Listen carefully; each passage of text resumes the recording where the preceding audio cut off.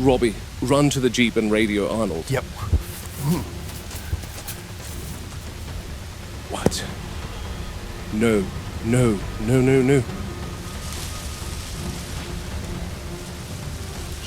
Where did you go? No, damn. Arnold, you've got some explaining to do. Robert, calm down. There's probably some sort of misunderstanding. Run the count right now. I am. One moment. The computer is analyzing. Okay, done. Total animals expected, 238. Total animals found, 238. Everything's accounted for. Give me the raptor numbers, Ray. Velociraptor, total number expected, 4. Total number found, 4. How can that be, Ray? We have 3 velociraptors. Well, Wu did approve the transfer of 1 juvenile from the nursery to the enclosure recently, so that makes 4, Muldoon. He what? 1? Why the hell would he not inform me about that approval? Muldoon. And 2, does he even realize that we tranked 3 raptors before entering the enclosure? I had Robbie and Tony in there, and you're telling me there was a 4th animal in there with us? Muldoon, calm down. Don't tell me to calm down. Do you understand that this could have gone incredibly bad? The new addition was young, only 8 months old. Wu wanted her to begin to integrate into the pack. They're lethal at 8 months, Ray, and I do mean lethal. And secondly, that was no juvenile. That was an adult.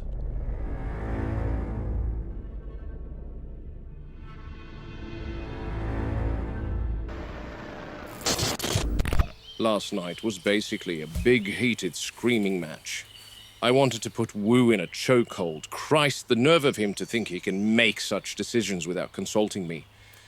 I've told Hammond multiple times that the ones that hide indoors behind their computer screens need to keep the people who actually venture out into the park in the loop. Especially with something so non-brainer like introducing a new animal into an enclosure. Double especially if we need to enter said enclosure. Christ, power has gotten to his head, that Wu. Such a brazen lack of accountability. Anyway, I don't want to make these logs about my rants. So I'm out here at the raptor enclosure this morning. I wanted to capture this new juvenile with the others. I don't care what Ray Arnold and Henry Wu said. I know what I saw. Robbie saw it too. Good thing I caught it on camera, albeit for a few seconds. That thing was an adult, and I'll die on that hill. An 8-month-old wouldn't be more than 2 feet tall.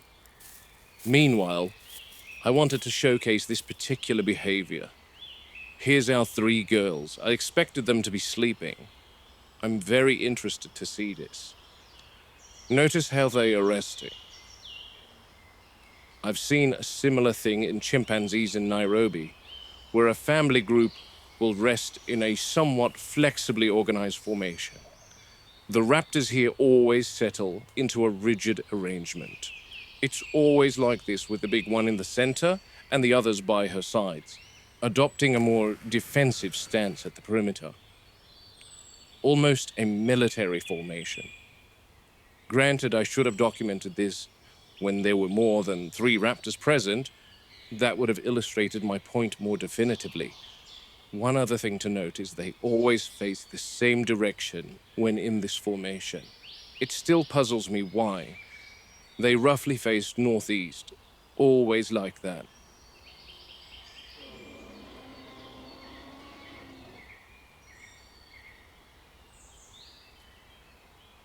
One last observation. I don't see this so-called new juvenile from last night.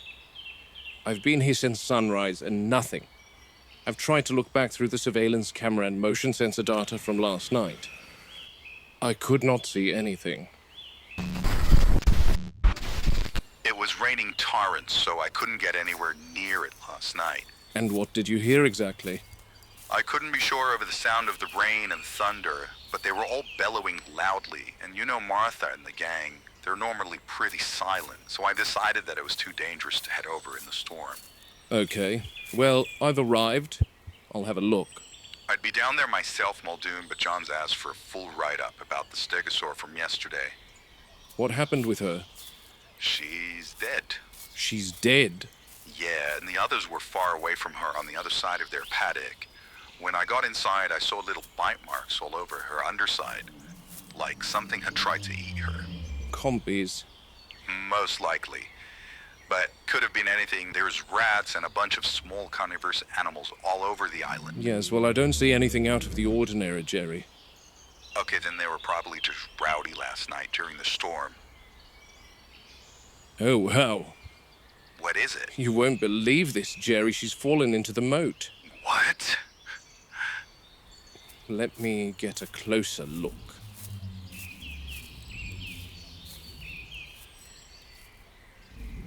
Is that her I hear? No, that's someone else.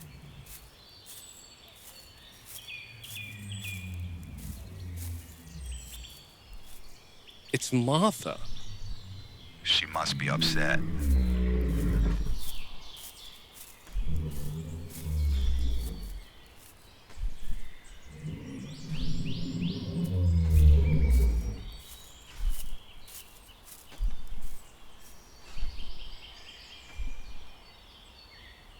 Yeah, Jerry, I think the fall has killed her. She seems pretty busted. I can see what looks like a broken forelimb. Damn it. The Euoplocephalus never approached the moats. That's so strange.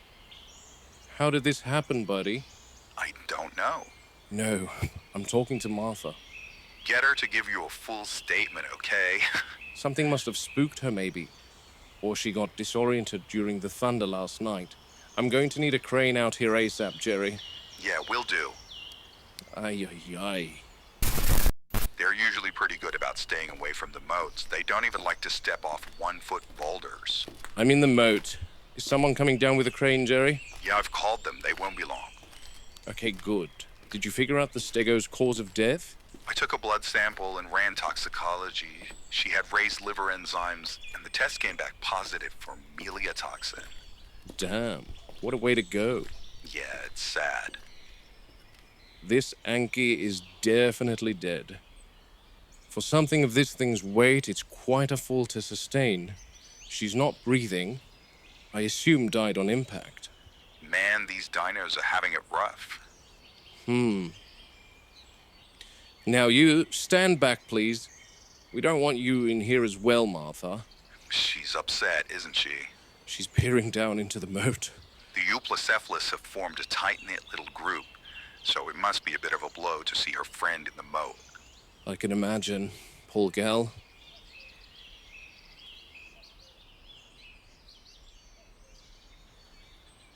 We're down to 15 Ankies. Quiet, Jerry. Oh, No, I mean, I hear something. what do you hear? I think I hear something in... No. It's coming from here. What is it? One moment, Jerry. Something's down here.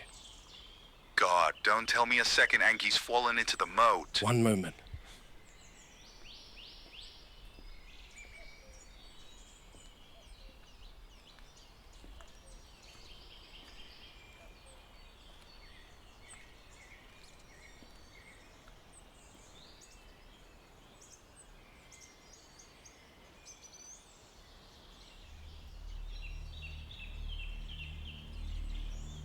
Jerry, are any of the Yankees small enough to fit in the drainage pipe?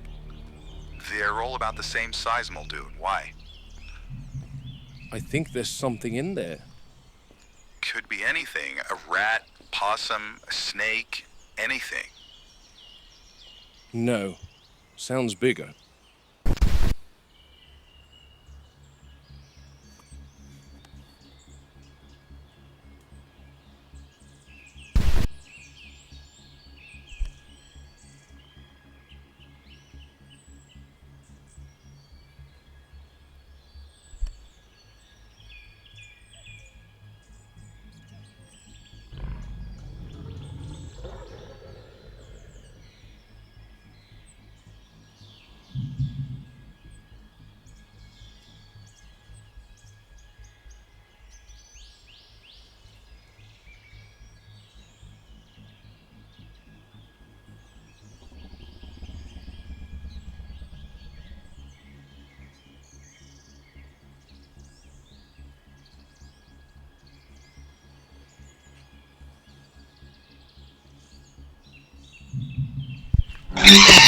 Christ! Muldoon, are you okay? Yeah, Jerry, yeah. False alarm. I'll be waiting for the crane. Euoplocephalus is built like a tank. 9 tons of armored stubbornness. Lucky that crane is rated for 12 tons. Otherwise that heavy girl would drag the gantry right in there with it. Toughest hide in the park. The armor that kept the Euoplocephalus alive is what did her in today. Sorry for your loss, Martha. Poor girl.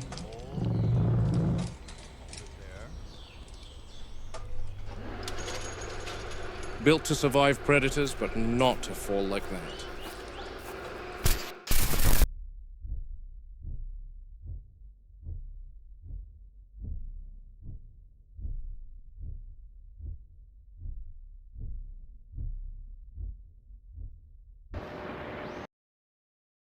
I found the footage from last night to show very uncharacteristic behavior from the Ankylosaur from the moat incident. She seemed agitated or spooked, and then I saw her approach the moat. Highly defensive, she swings her club at what I assume was an attacker.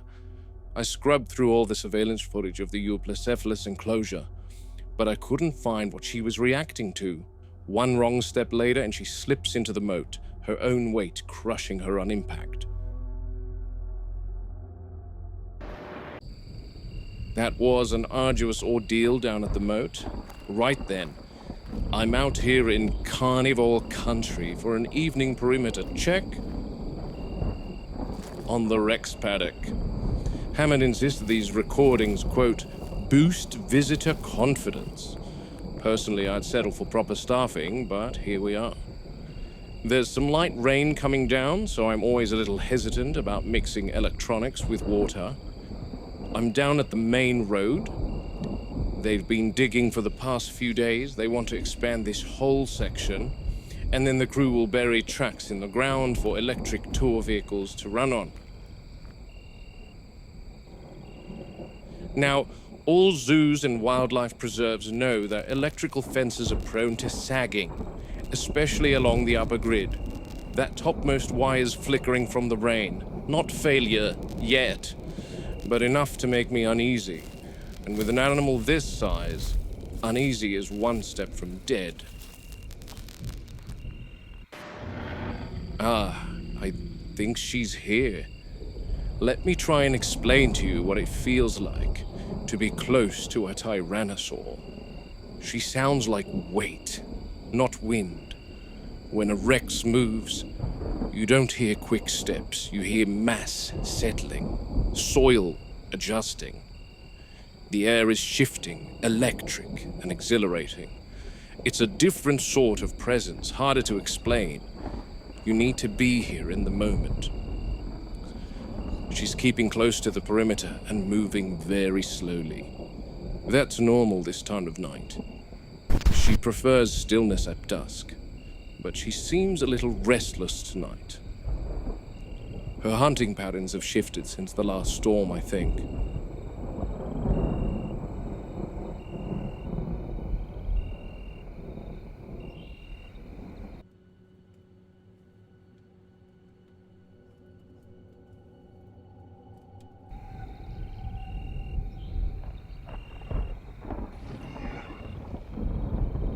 Did you catch that? Not a roar, more a confirmation. She's testing her voice, gauging distance. Big predators don't waste energy unless they're calculating something. And she's clever. Far more than the board wants to admit. I can hear her moving. Toes splayed, maybe a little deeper on the left. Limping slightly, could be an injury, or just the terrain. But a wounded apex is the worst kind, much less predictable. The sounds of the other animals in the park must be igniting her hunting instinct and making her restless. If that top wire drops during another storm, even for a moment, she'll know. Animals don't need voltage meters, they feel micro vibrations. She'd sense the lull and approach it, no hesitation. I'll log a maintenance request, replace the midsection coils, reinforce the post line, and, most importantly, notify staff that the Rex is exhibiting territorial agitation. Whether anyone listens remains to be seen.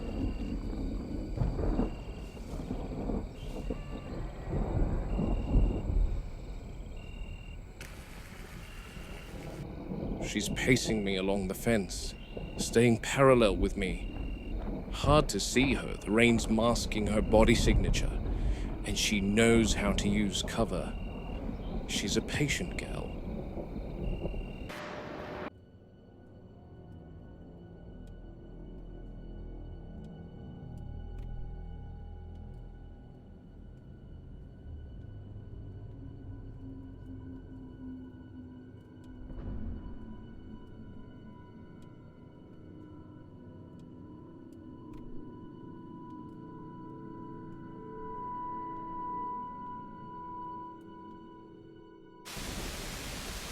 The feed's been in here since early afternoon. And there's the big girl. Now notice, she's definitely queen of the island, but an apex will never risk engaging with any prey unless they are comfortable in the knowledge that they will attain said prey without being injured. An injury for an apex predator means possible starvation, depending on the extent of the injury, of course. That's why African lions will pursue a young wildebeest or an injured impala, instead of risking a healthy adult gouging them to death. There's a lot of calculation that goes into deciding prey items, and the Rex won't approach the cow until she's decided that it's safe to do so. Oh! Well, look who it is.